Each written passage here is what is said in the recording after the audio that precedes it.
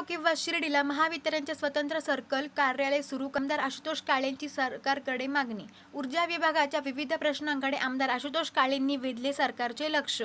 महावितरणचे सर्कल कार्यालय कोपरगाव मतदारसंघापासून अहिल्यानगर येथे जवळपास 110 किलोमीटर दूर अंतरावर असल्यामुळे स्थानिक पातळीवरील कामांमध्ये प्रचंड दिरंगाई होत असून अनेक महत्त्वाची कामे प्रलंबित राहत आहे.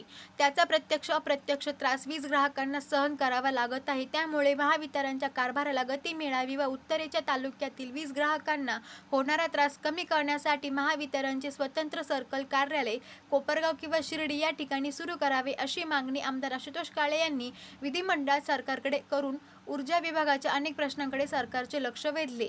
आमदार आशुतोष काळे यांनी कोपरगाव शहरासह ग्रामीण भागातील जनतेला भेडसावणाऱ्या विविध वीज समस्यांबाबत विधानसभेत जोरदार आवाज उठवला.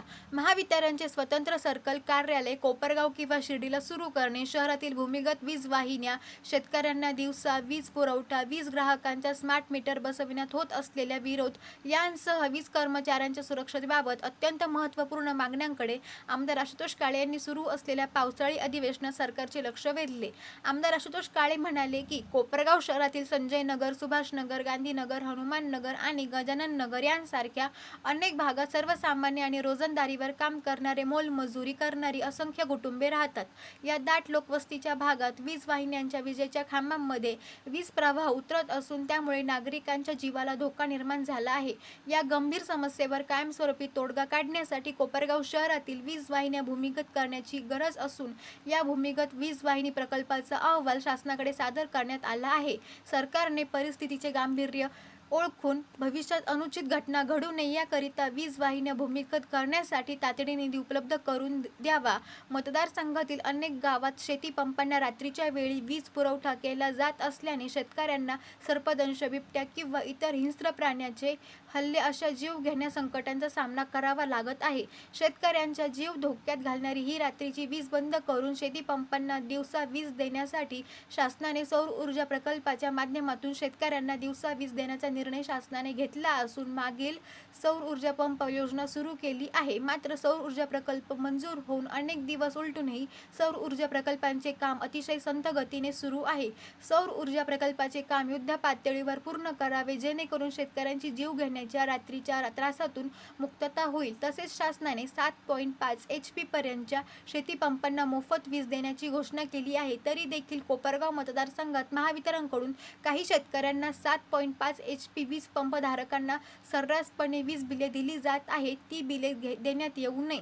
स्मार्ट मीटर बाबत नागरिकांच्या तक्रारी आहे. स्मार्ट मीटरमुळे वीज वापर दुप्पट तिप्पट दाखवला जाऊन वीज बिलात मोठ्या प्रमाणात वाढ झाली आहे. स्मार्ट मीटरच्या पेड रक्कम संपल्यानंतर वीज पुरवठा आपोआप खंडित होत असल्यामुळे स्मार्ट मीटर बसवण्याची नागरिकांची इच्छा नसतानाही नागरिकांना कोणतीही पूर्वकल्पना न देता, विश्वासघात न घेता महावितरणकडून स्मार्ट मीटर बसविले जात आहे. त्यामुळे नागरिकांमध्ये तीव्र नाराजी पसरली असून शासनाने या बाबीची दखल घेऊन स्मार्ट मीटर बसवण्याची सक्ती थांबवावी किंवा जनतेमध्ये जनजागृती करावी. तसेच महावितरणमध्ये कुशल, अकुशल लाईन कर्मचारी आणि सबस्टेशन ऑपरेटर अशा अनेक कंत्राटी कामगारांच्या प्रश्नाकडे आमदार आशुतोष काळे यांनी सरकारचे लक्ष वेधले.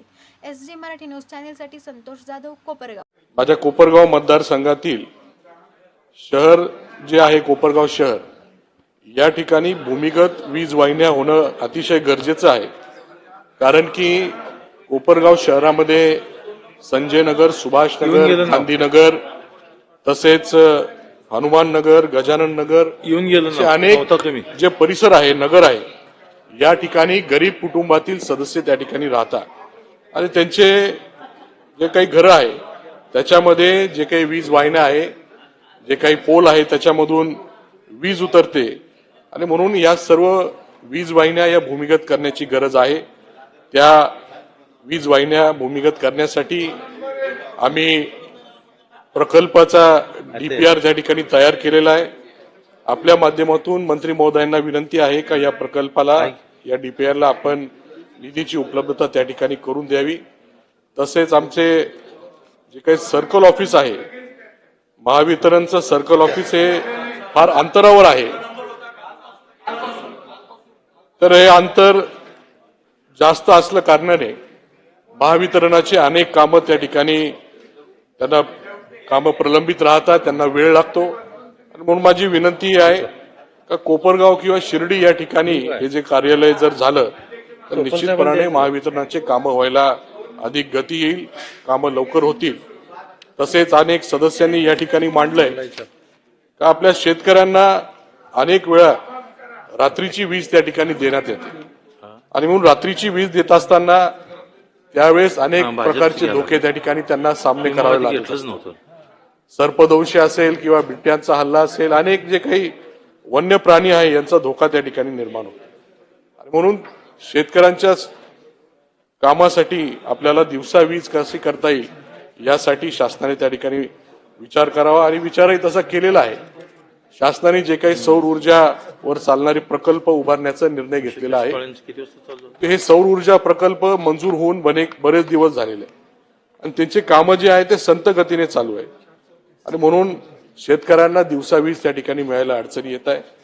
आपण मागेल त्याला सौर पंप ही पण योजना काढलेली आहे.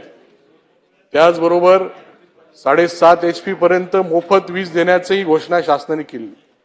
मंत्री महोदय, आमच्या कोपरगाव मतदारसंघामध्ये 7.5 HP बिलं देण्याचं काम महावितरणाच्या माध्यमातून होत आहे. मी समजतोय का 7.5 HP पर्यंत मोफत वीज आहे. 7.5 HP मोटरची बिलं दिली गेली नाही पाहिजे, परंतु काही शेतकऱ्यांना 7.5 HP पर्यंत 7.5 HP बिलं, मोटरची बिलं त्या ठिकाणी देण्यात येत आहे.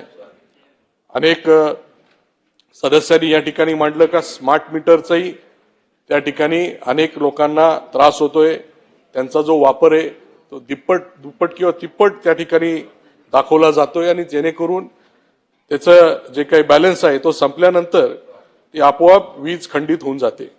कुठली कल्पना न देता, कुठल्या विश्वासात न घेता हे स्मार्ट मीटर त्या ठिकाणी बसवण्यात आलेले आणि म्हणून नागरिकांमध्ये या बाबतीमध्ये नाराजी आहे. तर शासनाने याच्यामध्ये दखल घेऊन हे स्मार्ट मीटर थोडेसे थांबले किंवा याच्याबद्दलची जनजागृती कशा पद्धतीने पुढे केलं पाहिजे याचा विचार त्या ठिकाणी करावा, अशा प्रकारची विनंती करतो. तसेच वीज वितरण कंपनीमध्ये कुशल व अकुशल टेंडर प्रक्रियेमध्ये भाग घेणारे जे काही एजन्सीज आहेत, गव्हर्नमेंट इलेक्ट्रिकल लायसन्स असणे त्यांच्याकडे गरजेचे आहे. अशी 8 वीज वितरण कंपनीने टेंडर नियमावलीमध्ये टाकणे गरजेचे आहे. कारण कामावर असलेले आउटसोर्स कर्मचाऱ्यांना जर कुठल्या अपघाताला त्या ठिकाणी सामोरे जावं लागलं तर इलेक्ट्रिकल इन्स्पेक्टर एजन्सी चालकास सर्वप्रथम इलेक्ट्रिक कॉन्ट्रॅक्ट लायसन्स मागतात का ज्याच्याकडे असे लायसन्स नसेल ती जबाबदारी वीज वितरण कंपनीकडे टाकली जाते. त्याच्यामुळे या बाबतीमध्ये वीज वितरण कंपनीचे आर्थिक नुकसान होते. त्यामुळे या टेंडर प्रक्रियेमुळे राबवत्या वेळी जे काही एजन्सीज त्याच्यामध्ये भाग घेत आहे त्यांना गव्हर्नमेंट इलेक्ट्रिकल लायसन्स असणे बंधनकारक आहे. अशा प्रकारची सूचना आपण त्या ठिकाणी द्यावी.